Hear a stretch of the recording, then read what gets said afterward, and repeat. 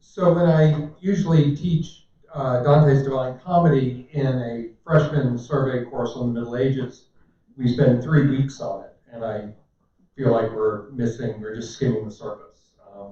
We've got about 60 minutes to spend on it.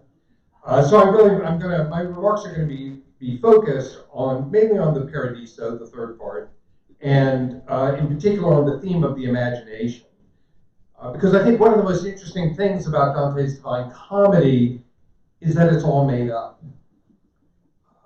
We don't know how many circles of hell there are, or how many spheres of heaven, or how long people are in purgatory, or who's in which place. But Dante uses his imagination to fill in all that we don't know. And in doing so, creates both a universe and a literary masterpiece. Now, for those of you who are unfamiliar with the universe Dante creates in the Divine Comedy, I want to offer a brief sketch at the outset of the work and of the universe it depicts. So, as many of you may know, it tells of the journey of Dante through the different realms of the afterlife, hell, purgatory, and heaven. On this journey, he's guided first by the ancient Roman poet Virgil, who was for Dante a sort of ideal poet. But when the pagan Virgil can take him no higher on his journey, Dante is then led by Beatrice, a woman he met in his youth and for whom he had developed an intense and seemingly platonic passion. Beatrice served as the muse who inspired Dante's poetic efforts throughout his life. And her very name suggests the state of blessedness that is the goal of Dante's poetic journey. Now, as far as the structure of the poem goes, the main thing to remember is the number 3. The work has 3 parts: Inferno, Purgatorio, Paradiso, and each part consists of 33 poems or cantos, with a canto that prefaces the work as a whole, bringing the total number to 100. Now, within each canto, Dante employs a distinctive rhyme scheme that he apparently invented called terza rima, which divides the canto into 3-line stanzas, in which the first line rhymes with the third, and the second line rhymes with the first and third line of the next stanza, and so on throughout the cantos. This gives the poetry a strong forward movement that keeps the reader moving along with Dante on his journey. Now, I'm going to put some text up there, but I'm not going to put the Italian up. I'm using Mark Moose's translation, which doesn't keep the rhyme scheme. So there are some translations that do attempt to keep the terza rima rhyme scheme, but they tend to often suffer in accuracy. It's much easier to rhyme in Italian than it is in English, so you don't have to kind of force it as much. So the English text I'm putting up won't have that terza rima rhyme scheme. So the world that Dante depicts is a vision of the cosmos inherited from the Greeks, particularly Ptolemy and Aristotle. Earth is located at the center of the universe. On one side of the earth is the entrance to hell, a pit that reaches to the center of the earth, created when Satan fell from heaven, and where the sinful receive their just torments.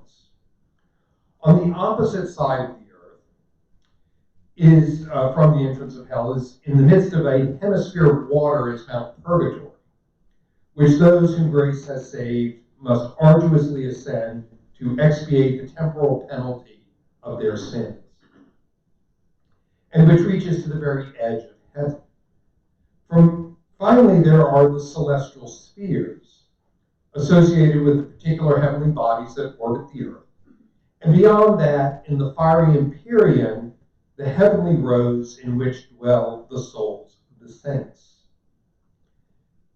Now, as I said at the outset, the first thing, and maybe even the last thing to be said about Dante's Divine Comedy is that it is a work of the imagination. In this way, it's really like every human attempt to speak about what waits us beyond death. In some ways, it tells us more about Dante and his world than it tells us about the world to come. Yet despite its imaginary nature, it is also a profound theological meditation on the life of the world to come, from which we can learn much, not least about the limits of our imagination. Now, for Dante, imagination is something different from what it was for earlier thinkers. For earlier medieval writers, imagination was not primarily an inventive capacity, but more like what we would call a storage unit. It was one of what were sometimes called the inner senses, and specifically, it was the mind's capacity to retain the images that it had taken in through the senses. So that having once seen a mountain, for example, I could later recall what a mountain looks like. I could bring the image to mind. Now, the imagination did serve a kind of secondary function that allowed me to recall things that I had never, in fact, seen. For example, I could combine the image of the mountain retained in my imagination with the image of a golden vessel, likewise retained in my imagination, to form an image of something that no one had ever seen, a golden mountain. But on the whole, this was seen as a minor function of the imagination. Of course, human beings had for millennia used their imaginations to create things never seen. I mean, presumably Ovid had never seen a minotaur, and the anonymous author of Beowulf had never seen a monster like Grendel.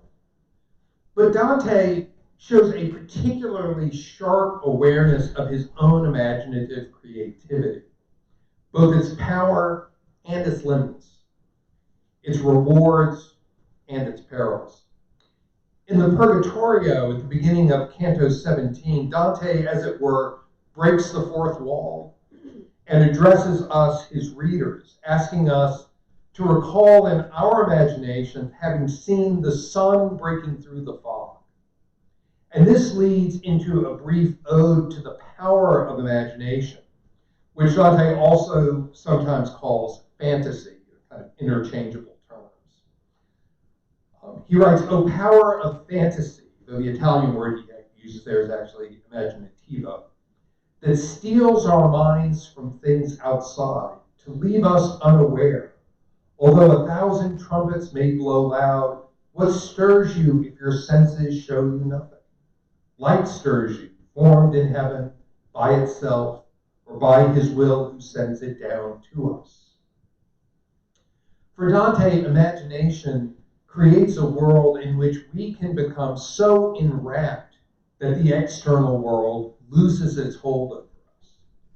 Moreover, while remaining a human faculty, it is also, at least on occasion, a site for the reception of the divine gift of illumination.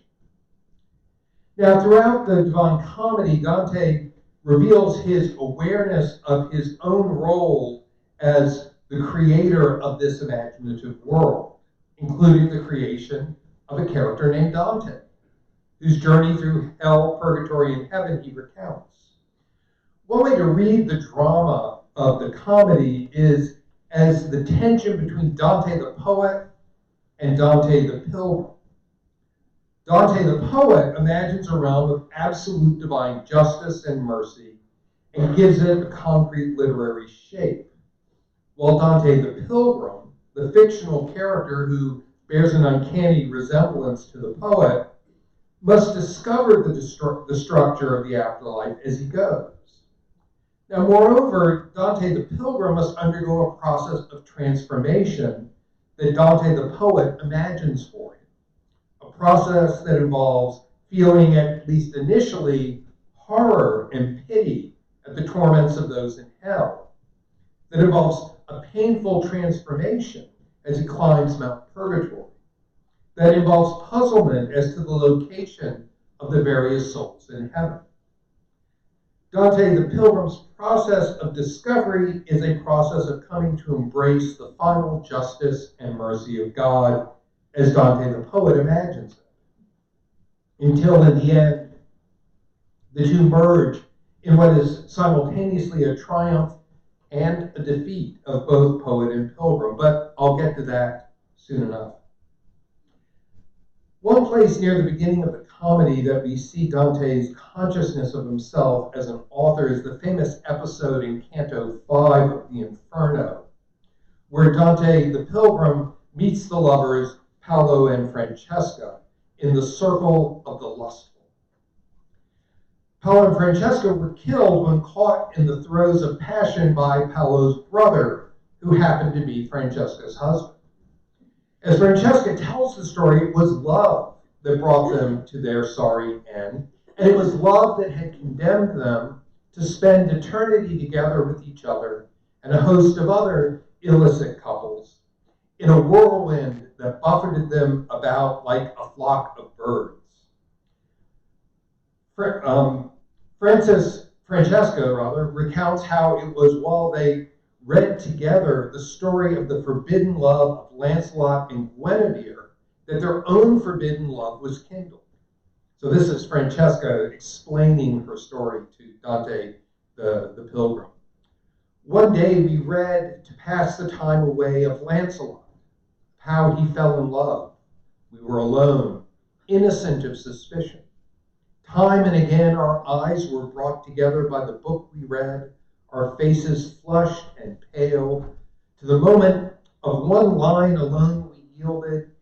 It was when we read about those longed-for lips now being kissed by such a famous lover, that this one, who shall never leave my side, then kissed my mouth and trembled as he did.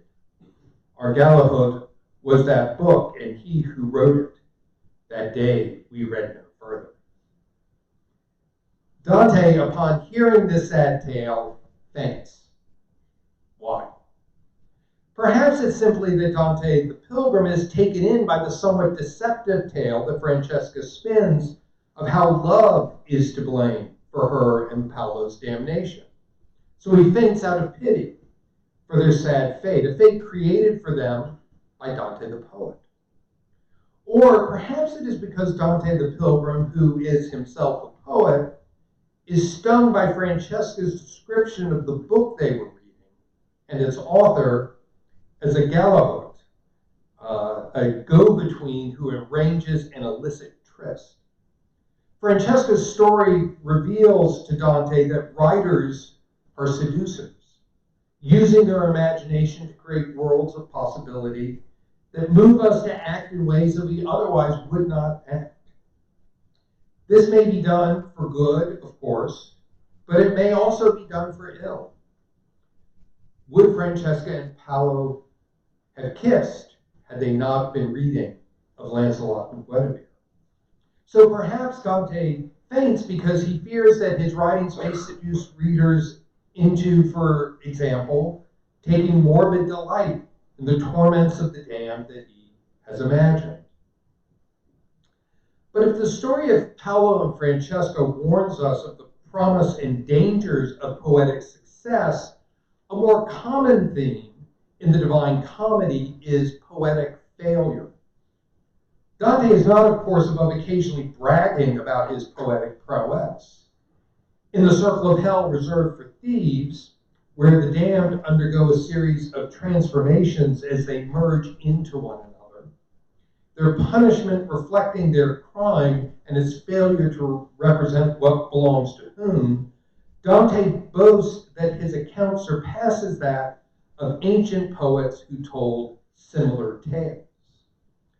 He writes, "Let Lucan from this moment on be silent, who tells of poor Nicidius and Sibelius, and wait to hear what I have in store.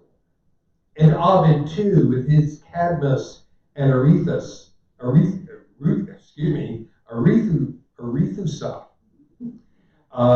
though he metamorphosed one into a snake, the other into a fountain, I feel no envy, for never did he interchange two beings face to face so that both forms were ready to exchange their substance, each for the others. More common in the comedy, however, is Dante's expression of how what he sees and experiences outstrips his poetic powers to express, and even his imaginative powers to conceive. And this is particularly the case in the Paradiso. To put it in the terms used by Augustine in his City of God, hell can be imagined as the earthly city, the city ruled by love of self to the point of contempt for God, but now frozen in eternity. And purgatory might be imagined as the continuation of the pilgrimage of the City of God through history, in which the redeemed of God struggle to overcome the effects of sin. But heaven remains in some sense deeply unimaginable. Augustine himself notes in particular the impossibility of imagining what our resurrected bodies will be like. As we do not know what degree of perfection the spiritual body shall attain, for here we speak of a matter of which we have no experience, and upon which the authority of Scripture does not definitely pronounce, it is necessary that the words of the Book of Wisdom be illustrated in us. The thoughts of mortal men are timid, and our forecasting uncertain. But Augustine, while acknowledging the uncertainty of his forecasting, still attempts to answer what I think of as the kinds of questions that the members of his flock in Hippo Regius undoubtedly asked him at the church door after Sunday Mass. Father, how old will I be in heaven? Father, will our physical eyes be able to see God? And if so, how? Father, will all the fingernails that we have cut off over the years be restored to us? And Dante likewise does not let imagination's inevitable failure dissuade him from imagining heaven. The announcement of this failure and of his resolve occurs at the very outset of the Paradiso. I have been in his brightest shining heaven and seen such things that no man, once returned from there, has wit or skill to tell about. For when our intellect draws near its goal and fathoms to the depths of its desire, the memory is powerless to follow. But still, as much of heaven's holy realm as I could store and treasure in my mind shall now become the subject of my song. Then somehow, he makes no claim to know how, Dante begins to rise through the heavenly spheres, in which he will meet souls ranked according to the capacity for divine love that they developed in their earthly existence. As Beatrice explains this hierarchical ordering of heaven to him, in this order of all created things, according to their bent, maintain their place, disposed in proper distance from their source. In the sphere of the moon, closest to earth and farthest from God, we find those who, while not guilty of mortal sin, have failed to keep vows due to insufficient fortitude. So these are the people who basically broke religious vows. Dante asked the question that many of us would be inclined to ask, faced with such people. All you souls so happy here. They're the lowest part of heaven, right? All you souls so happy here, do you yearn for a higher post in heaven? To see more, to become more loved by him? Dante receives a famous reply. In his will is our peace.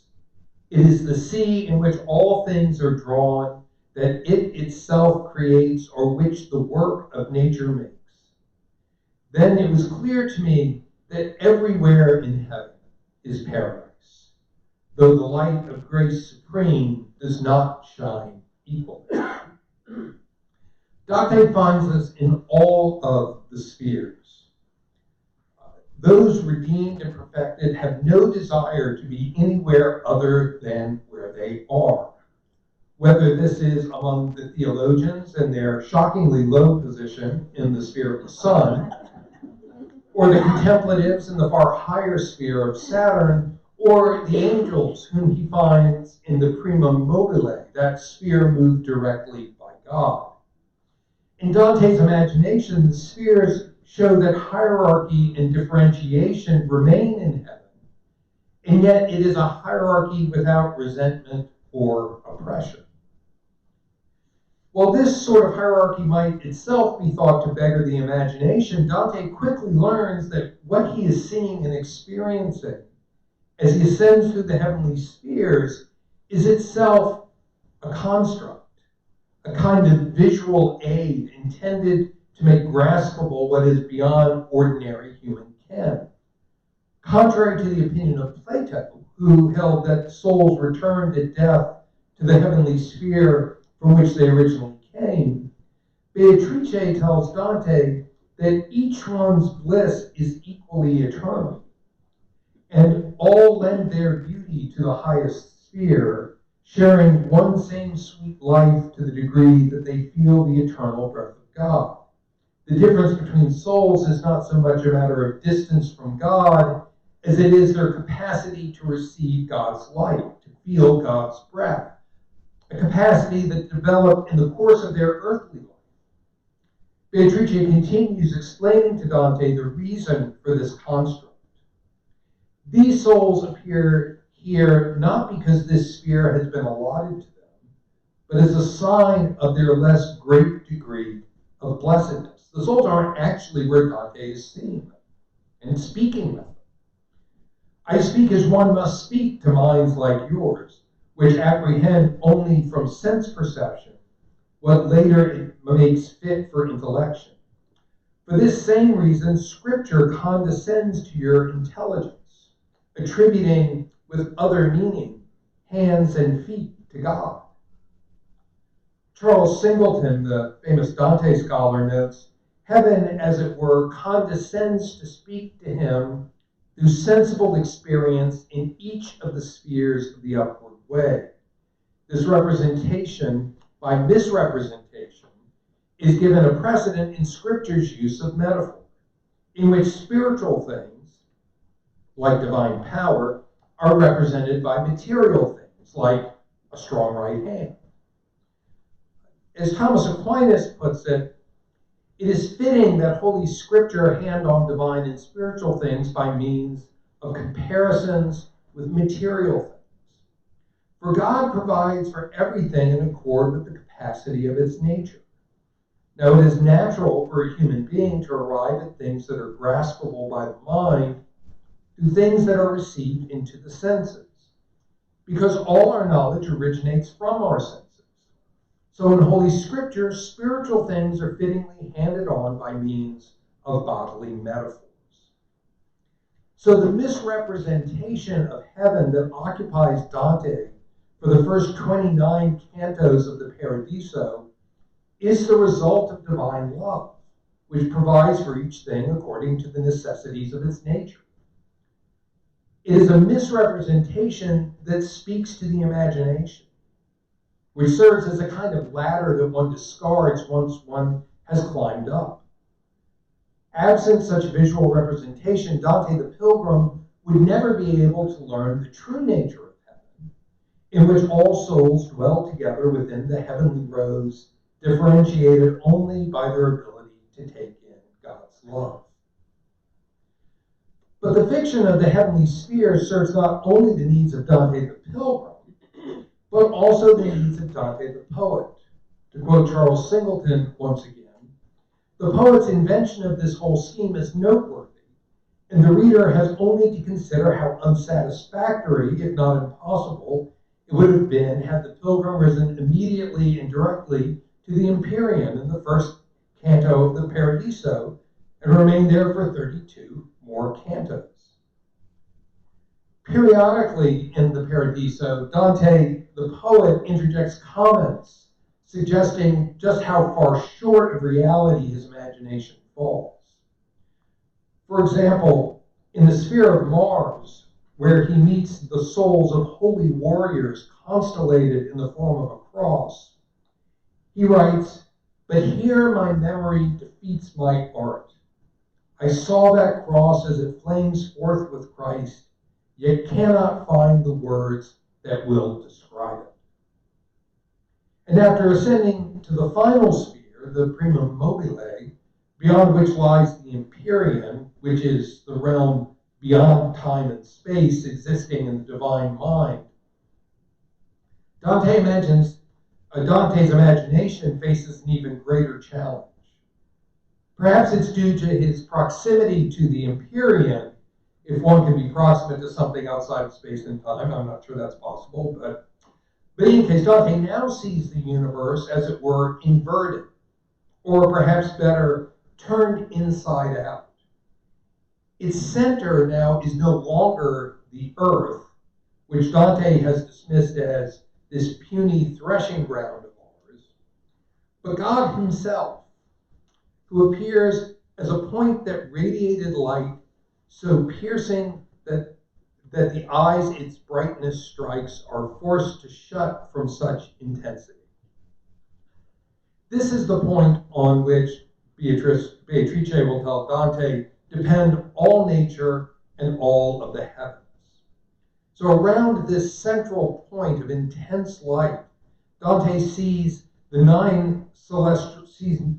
the nine celestial spheres, but the 9 ranks of angels, spinning faster the closer they come to the center, with the closest one spinning the fastest, because love's fire burns it into motion, as Dante says. Now, all of this is hard to reconcile with what Dante knows about our physical universe, through which he's been journeying, in which the celestial spheres farthest from the center are the ones who are closest to God, right? Earth's at the center. You get out to the 9th sphere, you're closer to God. And the outermost one is immediately moved by God. It's as if Dante is seeing the metaphysical truth of the universe in his imagination, while not ceasing to see the physical universe in its manifestation, even though the model and the copy are at odds. It's not unlike the way that binocular vision, seeing with 2 eyes, by presenting the mind with slightly different images, renders for our minds a rounded 3-dimensional world, right? You can close one eye, suddenly things get flat, right? Both eyes, slightly different images, your brain kind of puts it together, and you've got a 3-dimensional sensorium. Well, in these competing images of the universe, one with Earth at the center, one with God at the center, Dante offers us a fuller sense of the reality of the universe. But unlike the slightly different images that our eyes give, these are complete inversions of each other. One seeing God at the periphery of the created universe, and the other seeing God at the center. So our minds can't really synthesize these 2 images into a single picture. Even as we imagine, heaven remains unimaginable, because heaven is, in the end, simply God himself, whom medieval and Renaissance thinkers spoke of as an infinite sphere whose center is everywhere and whose circumference is nowhere. But Dante's journey is not yet done. For then, quote, "the point of dazzling light that seemed contained by what itself contains, little by little faded from my sight. Beatrice, who represents the bliss of the beatific vision, grows even more beautiful. And Dante, who had written poems to her throughout his life, now tells us, at this point, I admit my defeat. No poet, comic or tragic, ever was more outdone by his theme than I am now." But Dante, though defeated, is not yet done. Surrounded by a glorious light, my senses now were raised beyond their powers. the power of new sight lit upon my eyes, so that no light, however bright it were, would not be too brilliant for my eyes to bear. His sight divinely strengthened, he now sees a river of light flowing between two banks, quote, painted by springs in miracles of color, from which sparks fly to light upon the flowers that adorn the banks and then return to the stream. But even these sights, Beatrice tells him, are all prefigurations of their truth, because his sight is, quote, as yet not strong enough to reach such heights. So Dante turns to the river of light and, as it were, drinks its waters with his eyes. And as he does, the straight flowing river becomes circular. And the two heavenly courts, the angels and the humans, are unmasked in their reality. And then, as people at a masquerade take off their masks, which have until that time been hiding their true selves, so then and there before my eyes, the sparks and flowers changed into a great festival. I saw both courts of heaven in their reality. Dante describes redeemed humanity washed in the blood of the Lamb as forming a white rose, around which swarms of angelic hosts, around which swarm the angelic hosts like bees. In an inversion of the order of nature, however, in which bees gather pollen from flowers and take them to their hive, the angels convey the peace and ardor of the love that they receive from God to the flowers of humanity. They bring God's love from the hive, as it were, to the flowers. And Beatrice at this point now leaves Dante to take her place within the heavenly rose. And St. Bernard of Clairvaux comes to describe the rose's structure to Dante, divided vertically between those who lived before the coming of Christ and those who lived after, and divided horizontally between those who died before attaining the age of reason and those who died after. I think in Dante's universe, your best chance was to die between baptism and the age of reason. That was your best chance for heaven. So, in a world in which many children died, that probably was some consolation to his readers. Bernard then tells Dante to gaze upon the face of the Virgin Mary. Now look at that face which resembles Christ the most, for only in its radiance will you be made ready to look at Christ. If you think that Mary was the sole contributor to Christ's DNA, they must have borne quite a resemblance to one another. Bernard then prays to Mary, in whom, quote, all that is good in God's created being is united, that Dante may be able to rise to the vision of God himself. Bernard prays, this is a man who from the deepest pit of all the universe up to this height has witnessed one by one the lives of souls who beg you that you grant him through your grace the power to raise his vision higher still, to penetrate the final blessedness.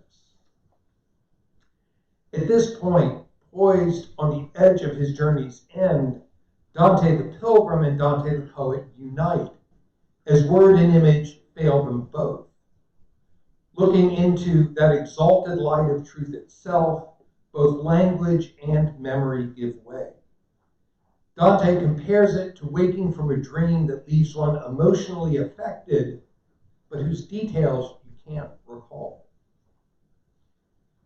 As he who sees things in a dream wakes to feel the passion of the dream still there, although no part of it remains in mind, just such am I. My vision fades, and all but ceases. Yet the sweetness born of it, I can still feel distilling in my heart. One might think that things would end there, Dante's poetic imagination defeated. But he's unwilling to relinquish his poetic vocation, which has now become a religious vocation. And so Dante calls out in prayer, "O light supreme, so far beyond the reach of mortal understanding, to my mind relent now some part of your own self, and give my tongue eloquence enough to capture just one spark of your glory, that I may leave for future generations. For by returning briefly to my mind and sounding even faintly in my verse, more of your might will be revealed to men." All Dante's words can give is but a spark of that glory, but they speak of an eternal light containing, quote, "within its depths all things bound in a single book by love, of which creation is the scattered leaves." He feels his heart leap up with joy as he recalls how this vision entranced his mind. Quote, "The more I saw, the more it burned. The more it saw, the more it burned to see." And as the power of this vision grows, the image of perfect divine simplicity now changes, so that within its depthless clarity of substance, I saw the great light shine in 3 circles, in 3 clear colors bound in one same space. The first seemed to reveal the next like rainbow on rainbow, and the third like a flame equally breathed forth by the other 2. Dante once again, this is about time 25, I think, avows his poetic failure to capture this Trinitarian mystery, noting both the weakness of his words to express the image in his mind and the weakness of the image in his mind to capture the reality of what he saw. As he puts it, weak is much too weak a word to use. Yet the vision grows still more mysterious, for he sees within one of the rings man's very image. How is such a thing possible? How can we imagine what it would mean for a human nature in all of its fleshly reality to dwell within the eternity of God? Here we encounter the other great mystery of the Christian faith, the incarnation of the eternal Word and his bearing of our human flesh into heaven. Dante compares his attempt to grasp this mystery to the ancient geometric conundrum of squaring the circle, which was the attempt to construct in a finite number of steps, using only a compass and a straight edge, a square with the same area as a circle. Now, as mathematicians, of whom I am not one, will tell you, this is impossible because pi, being a non-algebraic or irrational number, also known oddly as a transcendental number, is incommensurable with linear units. Likewise, it would seem that divinity and humanity are incommensurable, yet in Christ they come together. It is perhaps telling that at the end of his great labor of imagining heaven, the last image with which Dante leaves us is that of an insoluble mathematical puzzle. In the imageless abstraction of mathematics, we're offered an image of the unimaginable. The mind cannot grasp this mystery upon which depends our entire hope for heaven. But love can enter in where imagination must be left behind. And so, his poetic powers defeated, Dante lets his mind be illuminated by the light that shines upon the heavenly rose, and his heart be moved by the one who moves the celestial spheres.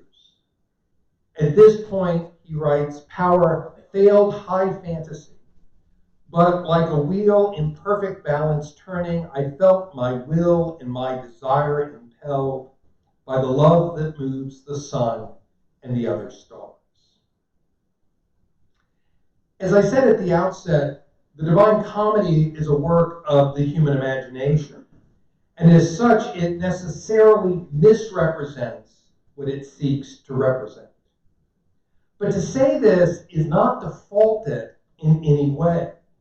After all, when it comes to what awaits us after death, what do we have apart from imagination? The religion scholar Carol Zaleski writes, My conviction is that if we do not permit ourselves to form images of personal and collective existence after death, then we have no way of testing who we are or of sounding our deepest ideals. It's not that we need to know the details of the world to come. Life is short and we will get our data soon. But we do need to imagine. And perhaps, as Dante claimed, on occasion our imagination might just be stirred by light formed in heaven.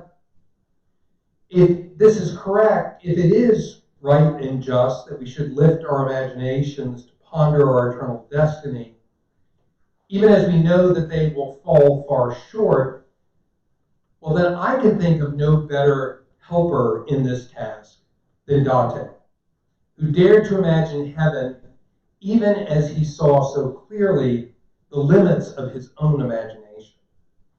Thank you.